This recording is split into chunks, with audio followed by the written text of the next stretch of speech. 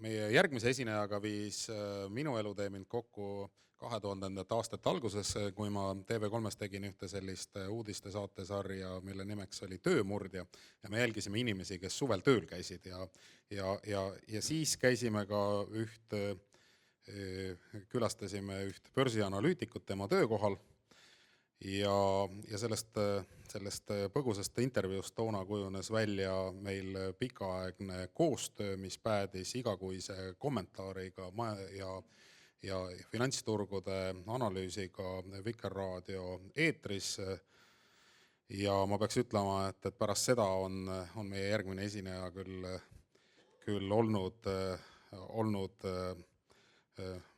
oluliseks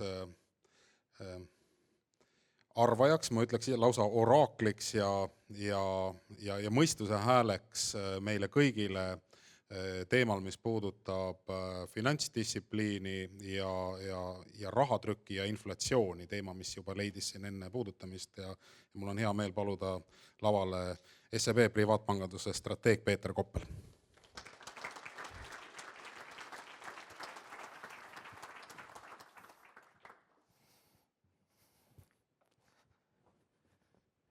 Tervist! Ma nüüd olen natukene loksutatud nendest kõigist fantastilistest komplimentidest, mis ma hetkel sain, aga minu seisukohad tulenevad sellest väga sageli, et päris klientide raha on päriselt mängus. Ja see tähendab seda, et ümmargust juttu võib ka vahest ajada, aga mitte liiga palju. Sellepärast, et päris klientide päris raha on mängus. Käed on õlised. Aga see selleks. Tahaksin teile rääkida natukene sellest rahatrükist kui sellisest ja selle mõjust Euroopale. Ja ma tahaksin minna tegelikult suhteliselt kaugele tagasi. Ma tahaksin minna aega, kus tundus, et on business as usual. Business as usual võib-olla tänases kontekstis oli võib-olla vahemikus 2003 kuni 2007. Ja esimene selline huvitav nähtus, kus inimesed kollektiivselt kõik ühes suunas hulluks läksid, oli Ühendriikide kinnisvara. Nimelt tekkis selline arusaam, et eksisteerib maailmas üks konkreetne vara, mille hinnad saavad liikuda ainult üles. Võib-olla tempo on erinev aeg-ajalt, aga põhimõtteliselt hinnad liiguvad ainult üles. Ühendriikides eluasemed. Ja see arusaam oli suhteliselt laiahaardeline. Ja see viis selleni, et kohati inimesed kasutasid enda maja, kodu pangaautomaadina. Ehk siis nad võtsid sinna täiendavat hüpoteeke peale ja nad suunasid selle raha tarbimisse.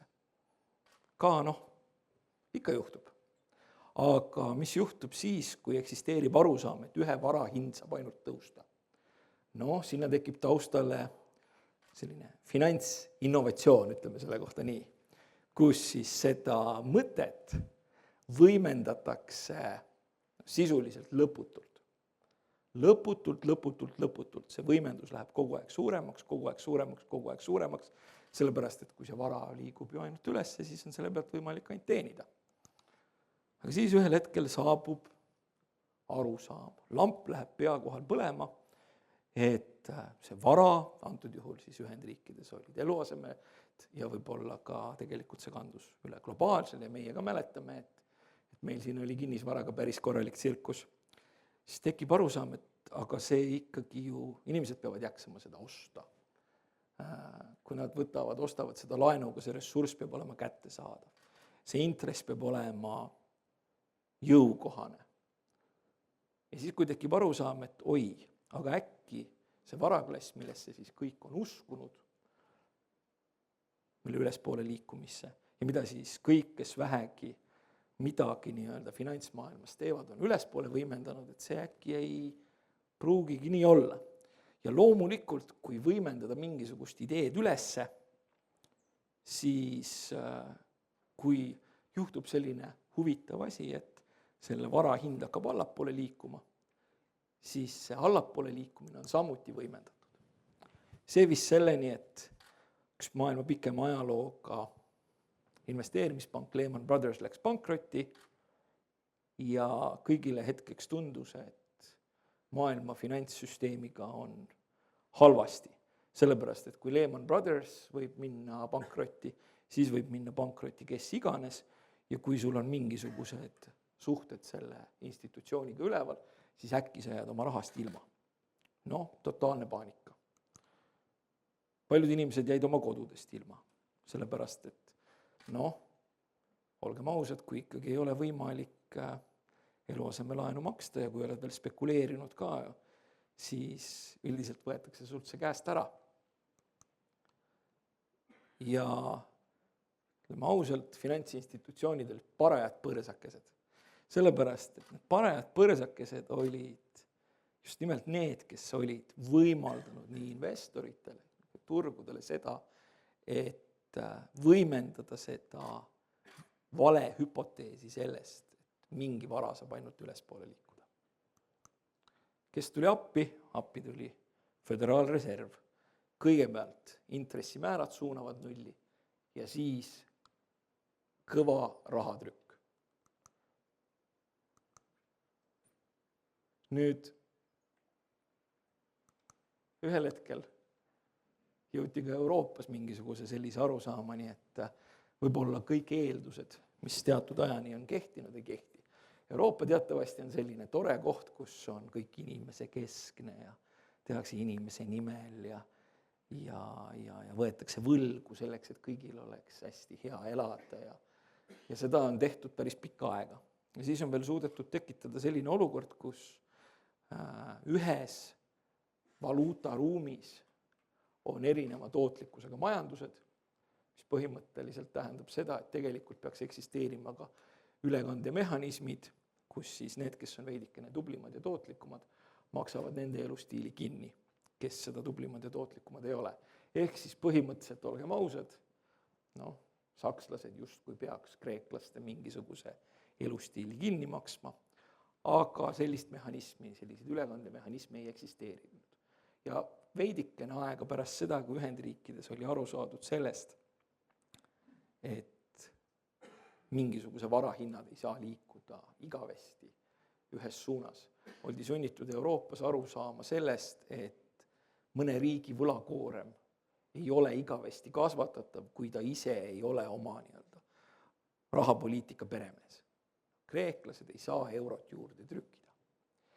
Ja selles mõttes, olgem nüüd ausad, kui me nüüd vaatame neid kahte teemat ja seda, et nad üksteisele järgnesid, siis need olid selgelt sellise potentsiaaliga, see kõlab suhteliselt karmilt, aga need evisid potentsiaali hävitada selline tsivilisatsioon, nagu meie seda tunneme.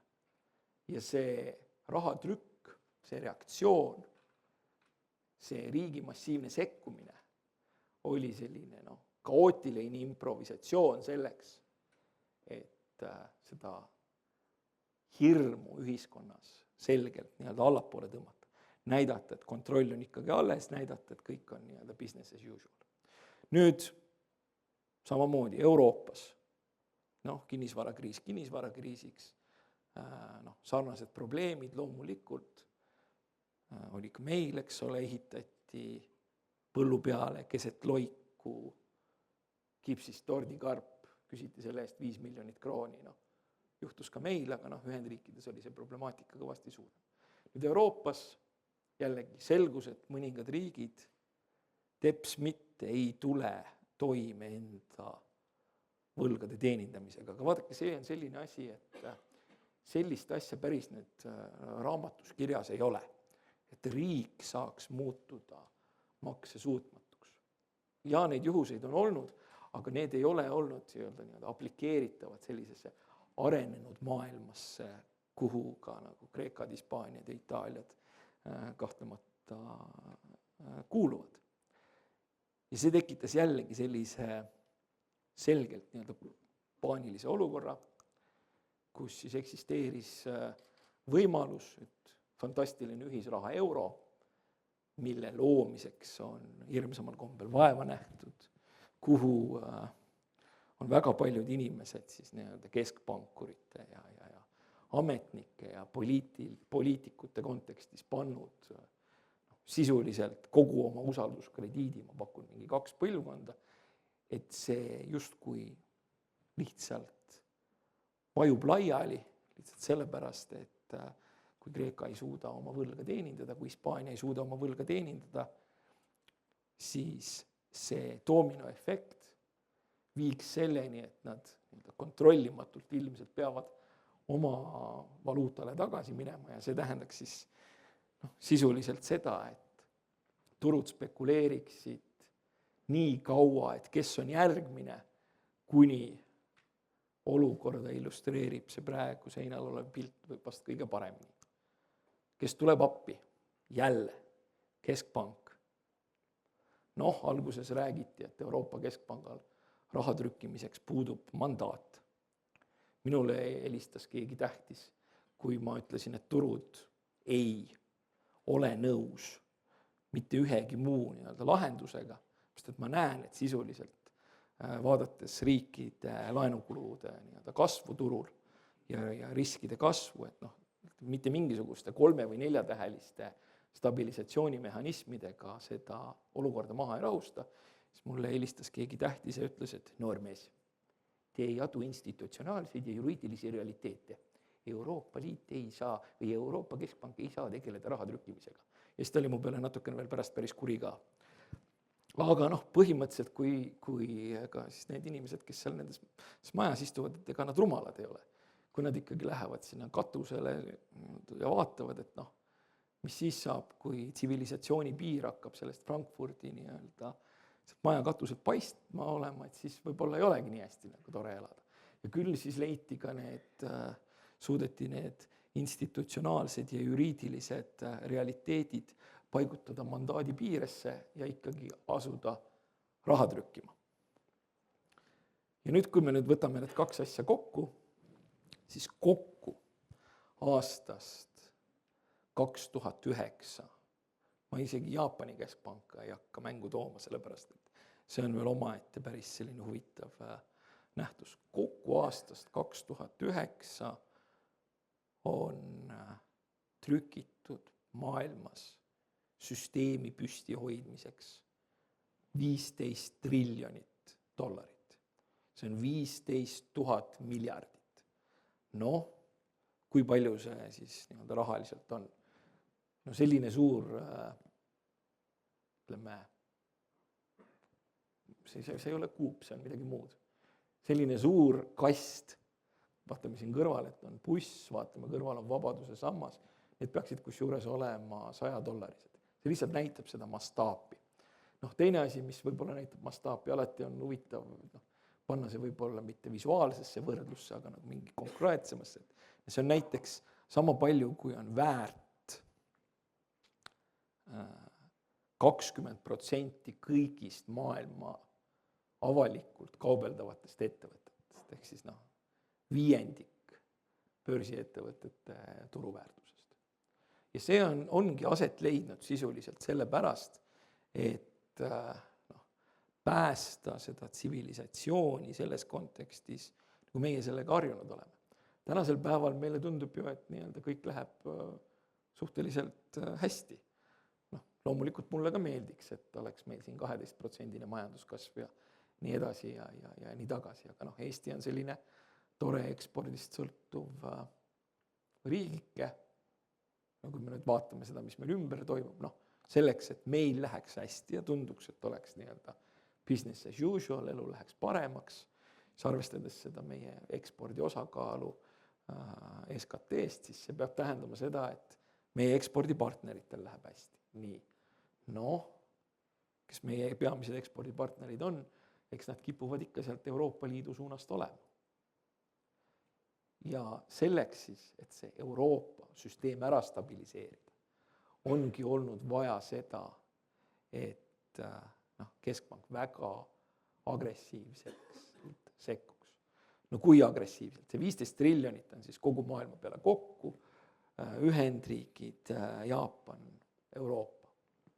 Euroopa kontekstis eelmisel aastal 6 trükiti noh, see trükkimine on muidugi hea väljend, aga noh, ma ikkagi olen nii vallatu, et ma kasutan seda. Trükiti 60 miljardit kuus. Noh, sellel aastal on plaan, kui nii võib öelda. Plaan on trükkida 30 miljardit kuus vähemalt kuni septembrini. Mis sealt edasi saab, noh, päris täpselt ei tea. Sellega on suudetud siis, noh, ütleme, süsteemi mõnevõrra stabiliseerida. Kuidas see süsteemi stabiliseerib ja kuidas need protsessid seal taustal käivad? Noh, kui me Ühendriike vaatame, siis ütleme ausalt, et 2008-2009 oli kohati ikkagi natukene selline maailmalõpu tunne, tööpuudus viskas päris kõrgele, probleemid olid päris suured. Ja kui tööpuudus viskab kõrgele, ega see tähendab seda, et tarbija usaldust ei ole. Kui tarbija usaldust ei ole, siis noh, tarbimisotsused jäetakse kas ära või lükatakse edasi. Ettevõtetel ka raske, sellepärast et noh, mida sa teed, mida sa investeerid, kui sul tarbija ei ole nii-öelda midagi peale hakata. Ja noh, ütleme, see, kuhu on praegu jõutud, ongi natukene selline huvitav olukord, kus siis positiivne impulss tuli sellest, et selline maailmalõpu meeleolud nii-öelda hajusid väga hästi. Noh, Ühendriikides hakkas ka tööturg paranema. Seal on põhimõtteliselt hetkel olukord selline sarnane nagu meil, ehk siis kõik, kes nagu vähegi mingisugust väärtust tööturul omavad, on tööl. Tööpuudus on alla naturaalse määra. Sarnane on olukord ka Saksamaal. Sarnane ei ole olukord Lõuna-Euroopa riikides, sellepärast et noh, olgem ausad, seal on paraku olukord selline, kus see tööjõud on, noh, ei ole võrreldes Saksamaa tööjõuga paraku turukonkurentsis nii-öelda konkurentsivõimeline. See ei ole piisavalt tootlik ja piisavalt palju on noored inimesed õppinud selliseid asju, millega neil ilmselt mitte kunagi päris palga peale asja olema ei saa. Ma igaks juhuks ei hakka nalja tegema või konkreetseid näiteid tooma, et mis need sellised asjad on, sellepärast et ma ei taha nii-öelda, kuidas me öelda, professionaalsete solvujate viha enda peale tõmmata. Ja nüüd põhimõtteliselt ongi tekkinud selline olukord, kus siis kõik see rahatrükk, see tööturu olukord on selline, nagu ta on viinud selleni, et noh, inflatsiooni ootused on jällegi natukene nii-öelda kasvanud. Ja ma olen selles suhtes eelkõnelejaga selgelt nõus, et sellise liigse pinge, mis süsteemi kas on tekkinud või võib tekkida, noh, selle lahendamist saab siin kasutada ainult võib-olla jutumärkides. Sellest mingisuguse perioodi jooksul välja tulemise puhul on selline inflatsiooniline lähenemine selgelt eelistatum, sellepärast et see on lihtsalt inimestele kergem taluda. Kui võtta lühiajalisemas plaanis, siis jällegi on olukord selline, kus need inflatsiooni ootused on hakanud kasvama ja see ei tähenda mitte midagi muud kui seda, et sakslased on läinud suhteliselt pahaseks. Sellepärast, et kui me võtame euroala inflatsiooni tervikuna, siis see on selline, noh, hakkab looma, aga õieti polegi teist. Saksamaal on see juba selgelt üle selle, mida nad tahavad. Mis jällegi tähendab seda, et pinge on euroalal sees, ehk siis jällegi erinevate tootlikkusega riikidel oleks tegelikult vaja erinevaid intressimäärasid. Sakslastel kõrgemaid, itaallastel, portugallastel, hispaanlastel madalamaid, sellepärast et kui neil intressimäärad tõuseks, siis nad oleks omadega jälle suhteliselt halvas olukorras. Ja see probleem püsib, ega seda nii-öelda keegi ei lahenda. Aga kui nüüd vaadata seda üldist olukorda, nagu ma ütlesin, et Ühendriikides on midagi majanduskasvu moodi, tööturg on väga heas olukorras ja dollar on ikkagi selline maailmavaluuta, siis on tekkimas selline olukord, kus intressimäärad on tekkinud olukord, kus on tunda, et natukene kipuvad minema nii-öelda kõrgemaks. see loomulikult on miski, mis mingisugusel moel mõjutab meid kõiki. Ja see on võib-olla selline järgneva paari aasta kontekstis kõige olulisem areng. Me oleme hetkel keskkonna muutumise keskel. Mis meid aitab, on ikkagi see, et globaalne kasv ei ole üldse eriti halb. Kuskil seal 4% all ja see on alla pikaajalise trendi, aga see on siiski üpris tugev. Seda hinnatakse, et see võiks niimoodi püsida nii sellel kui järgmisel aastal. Ja näiteks minu lemmikvaraklass, et aktsiad, ühest küljest ma vaatan, et intressimäärad tõusevad, seal tekib mitu aspekti, et ettevõtted peavad rohkem ilmselt, sisuliselt see tekitab survega ettevõtete kasumitele, kui neile laenamiskulud kasvavad. See tekitab tarbijatele teatud surve, et see võib olla problemaatiline. Samas, kui panna teise kaalupoolele see, et ikkagi globaalne kasv on täiesti olemas, siis ei pruugi aktsiaturud nii tervikuna globaalselt, eriti arenevate turgude kontekstis, nii traagiline koht olla.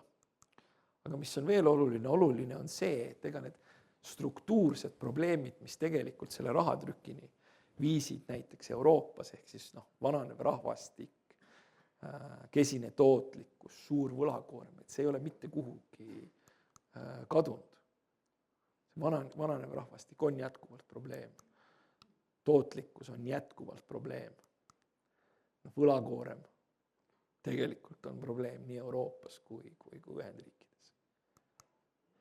Poliitilised ja sellised globaalprobleemid, mida ei ole võimalik majanduse kontekstis kvantifitseerida, ka need on jätkuvalt probleemid.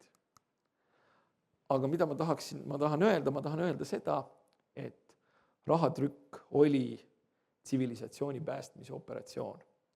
Ma tahan öelda seda, et ilmselt oli selle efekt väiksem, kui selle oodati. Ilmselt see realiseerus hiljem, kui sellelt oodati. Aga tänaseks päevaks on see tekitanud olukorra, kus lühiajaliselt on suudetud süsteem ära stabiliseerida. Mina olen isiklikult enam-vähem optimistlik kuskil 2 aasta kontekstis. Sealt edasi, midagi ei ole parata. Ei ole sellist nähtavust. Ma olen tänaseks päevaks pidanud neid protsesse jälgima kuskil 20 aastat. Ja kui ma vaatan selja taha, kuidas ma olin selgelt noorem ja naiivsem ja ka midagi arvasin, siis hästi naljakas on see, et igasuguste selliste tsüklite ja neile hinnangute andmine ja võib-olla positsiooni määramine, et kus selles tsüklis ollakse, oli nii palju lihtsam. Tänasel päeval kindlasti mitte. Ja 2 aastat on see, mille kohta ma julgen midagi arvata ja ma julgen pakkuda, et kui ei tule